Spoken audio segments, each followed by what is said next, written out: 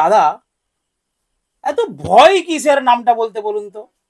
আপনি এত ঘুরিয়ে পেঁচিয়ে বলেন কেন? এমন ভাবে কথাটা বলা হচ্ছে, পাওয়ার মিউজিককেই তো টার্গেট করে বলা হচ্ছে।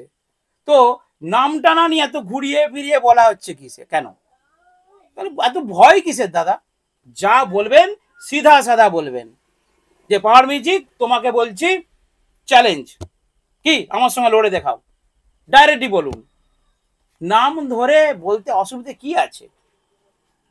পারমিজের পক্ষ থেকেও তো সাজনের নাম ধরে বলছে। আচ্ছা, ইউটিউবার ভাইদের কথা বলি, আমি ইউটিউবার তো সবার নাম ধরে বলছে। পাওয়ার মিউজিক সার্জেনকে চ্যালেঞ্জ দিল, সার্জেন পাওয়ারকে চ্যালেঞ্জ দিল। তো ডিজে সার্জেন তো সেটআপের মালিক, তার পাশাপাশি তিনি কিন্তু একজন ইউটিউবার, নিজস্ব ইউটিউব চ্যানেল আছে। তো ইউটিউবার হিসেবে তিনি ডাইরেক্টলি কেন পাওয়ারের নাম বলে চ্যালেঞ্জ দিচ্ছে না? পাওয়ারের নামটাই বলছে না। কেন বলছে না?